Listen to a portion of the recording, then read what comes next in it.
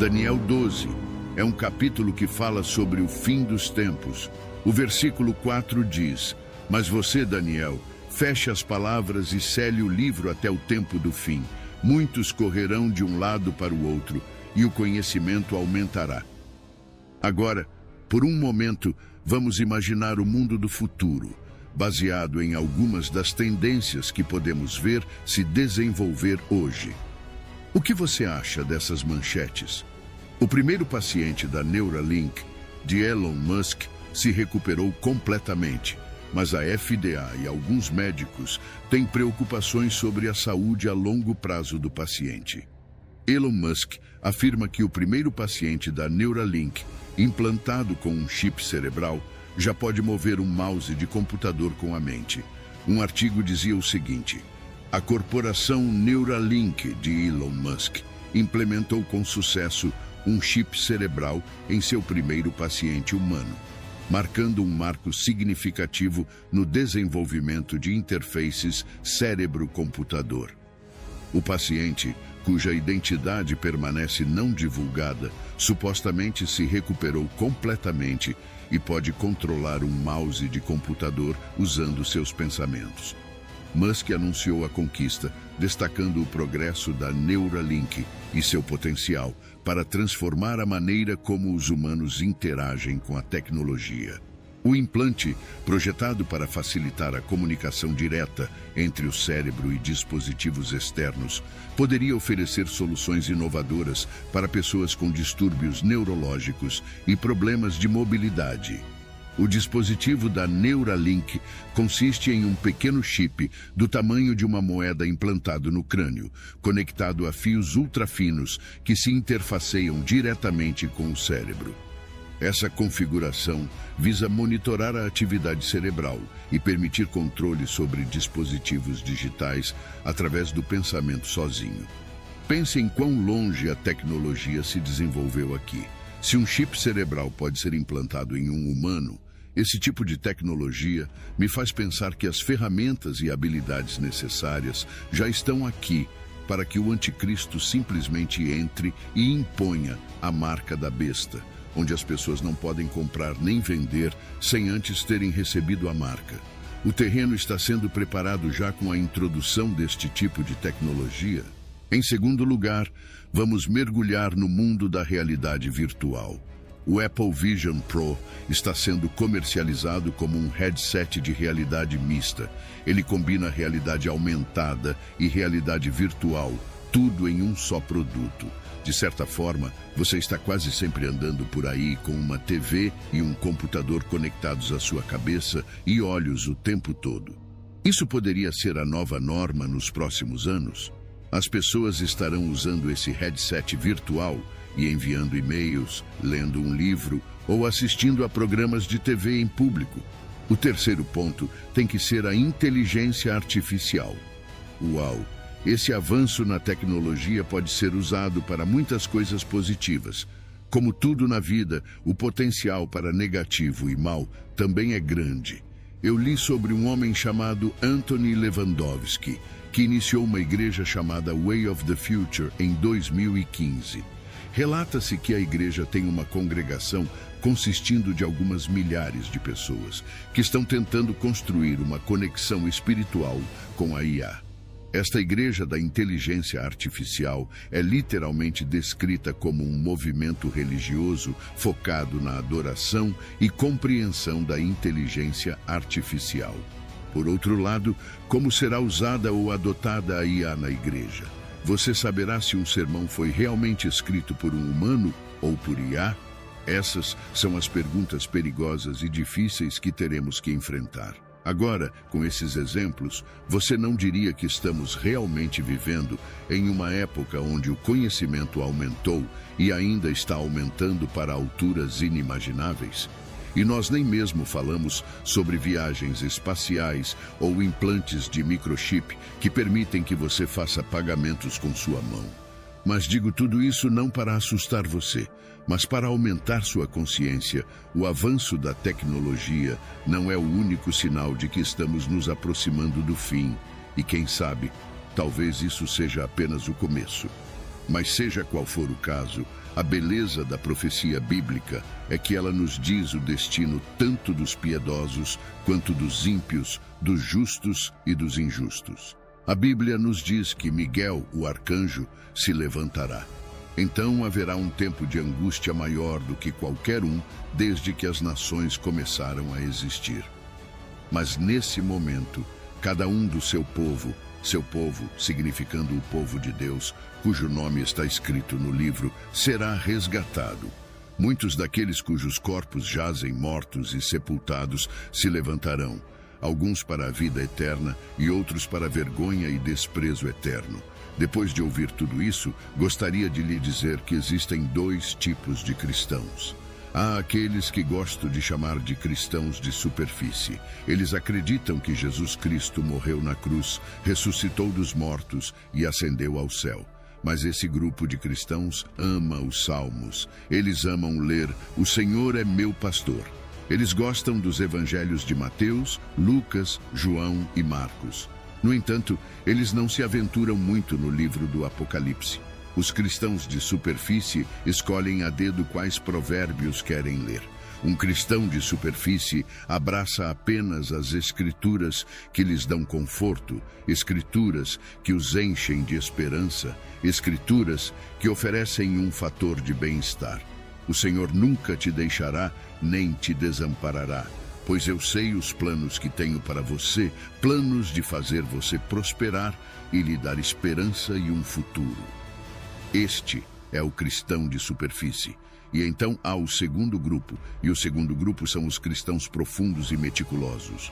Esses são os cristãos que mergulham de cabeça na Bíblia. Eles desejam conhecer o livro do Apocalipse tanto quanto amam ler os Salmos. Estes são os cristãos maduros. Sim, eles conhecem e se apegam à palavra que diz: "O Senhor é meu pastor, nada me faltará". Mas eles igualmente abraçam Gálatas 6, verso 7, que diz: "Não se enganem, Deus não pode ser zombado. O que o homem semear, isso também colherá". Cristãos maduros abraçam as promessas de Deus, e eles também abraçam as partes nas Escrituras que pedem arrependimento, as partes que te chamam para carregar a tua cruz. O cristão maduro abraça a Bíblia em sua totalidade. E assim, são os cristãos maduros a quem eu gostaria de falar hoje. Para vocês, eu digo: o que vocês farão no dia do juízo, quando o desastre vier de longe? A quem vocês correrão por ajuda? Onde deixarão suas riquezas? Essas são as palavras de Isaías 10, verso 3. Uma tradução diferente lê: o que farás no dia da punição e na desolação que virá de longe? Para quem fugirás por ajuda e onde deixarás a tua glória? Agora, algumas pessoas pegarão essa escritura e a interpretarão como se a Bíblia estivesse perguntando: o que você fará quando circunstâncias problemáticas vierem em sua direção? No entanto, eu acredito que quando você olha para o significado da frase "dia do juízo", significa um tempo, quando erros passados ou más ações devem ser punidos ou pagos. Eu acredito que esse versículo está falando de um tempo em que aqueles que estão em pecado, aqueles que rejeitam Jesus, enfrentarão a plena ira de Deus em julgamento. Lucas 13, versos 27 e 28 diz: "Mas ele dirá: eu digo a vocês, eu não sei de onde vocês são. Afastem-se de mim todos vocês que praticam a iniquidade. Haverá choro e ranger de dentes quando vocês virem Abraão, Isaque e Jacó, e todos os profetas no reino de Deus, e vocês mesmos expulsos". Eu acredito que esta é uma advertência severa na Bíblia. O dia do juízo é quando Deus nos chamará a um tribunal e nos julgará de acordo com nossas obras, nossas ações e pensamentos. Apocalipse 20 fala do julgamento do grande trono branco. Toda vida será julgada. É um dia em que os mortos, pequenos e grandes, estarão diante de Deus. E a Bíblia diz em Apocalipse 20, verso 12: "Os livros foram abertos, e outro livro foi aberto, que é o livro da vida. E os mortos foram julgados de acordo com suas obras, pelas coisas que estavam escritas nos livros. Você será encontrado nesses livros. E se for encontrado, o que será dito sobre você? Acredito que esses livros tenham registrado cada palavra que você já disse, aquelas ditas com raiva e aquelas com alegria. Acredito que esses livros terão registrado suas ações em detalhes, se você amou o Senhor com todo o seu coração e alma. Escrito nas páginas desses livros estará a verdade sobre como você passou seus momentos privados, os pensamentos que passaram pela sua cabeça, as coisas que você fez. O conteúdo desses livros determinará se você foi obediente e amou o seu próximo como a si mesmo.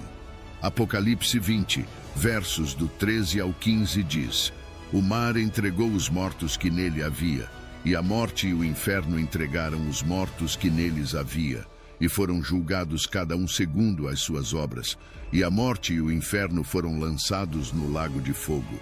Esta é a segunda morte. E aquele que não foi achado escrito no livro da vida foi lançado no lago de fogo. Este é o dia do juízo, um dia onde a divisão entre os verdadeiros santos e os ímpios será final e irrevogável. Haverá aqueles que gritarão: Senhor, Senhor, não profetizamos em teu nome, e em teu nome não expulsamos demônios, e em teu nome não fizemos muitas maravilhas? Mas a resposta que receberão é: Nunca vos conheci. Apartai-vos de mim, vós que praticais a iniquidade. E então haverá aqueles santos que ouvirão as palavras: Bem feito, servo bom e fiel.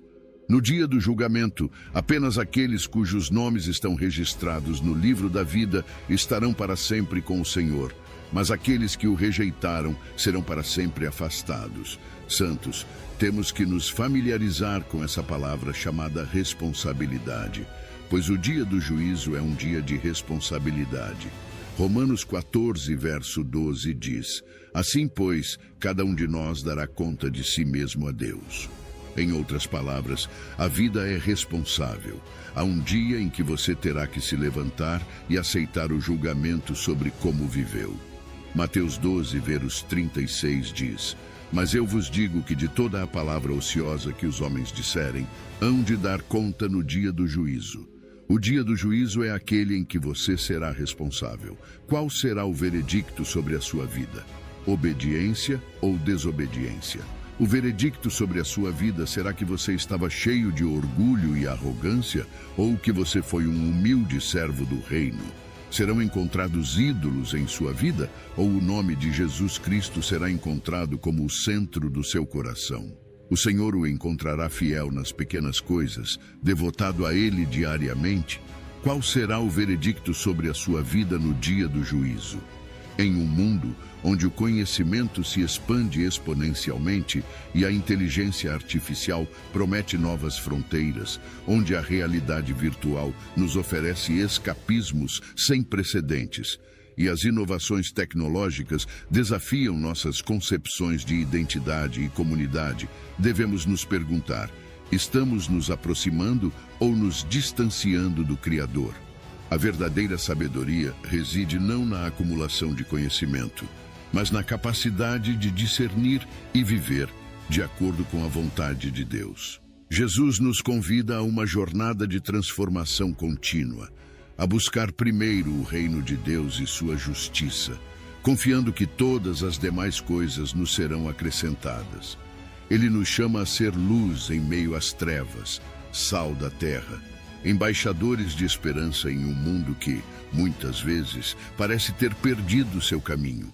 Que este momento nos inspire a mergulhar mais profundamente na palavra de Deus, a viver uma vida que reflita o amor, a misericórdia e a justiça de Cristo. Que possamos ser encontrados fiéis, cumprindo a grande comissão de fazer discípulos em todas as nações, amando a Deus sobre todas as coisas e ao próximo como a nós mesmos. Que o fim dos tempos não nos encontre temerosos ou despreparados, mas sim vigorosamente envolvidos na obra de Deus, sabendo que para aqueles que amam a Deus, todas as coisas cooperam para o bem. Que nossa fé não seja superficial, mas enraizada na rocha firme que é Jesus Cristo. E quando o dia do juízo chegar, possamos ouvir as palavras: bem feito, servo bom e fiel. E hoje, se você deseja se reconciliar com nosso Salvador Jesus Cristo por ter se afastado dos caminhos ou quer iniciar uma nova jornada rumo à salvação eterna, comente aqui embaixo: eu te aceito, Senhor Jesus, como meu único e suficiente Senhor e Salvador da minha vida. Até a próxima.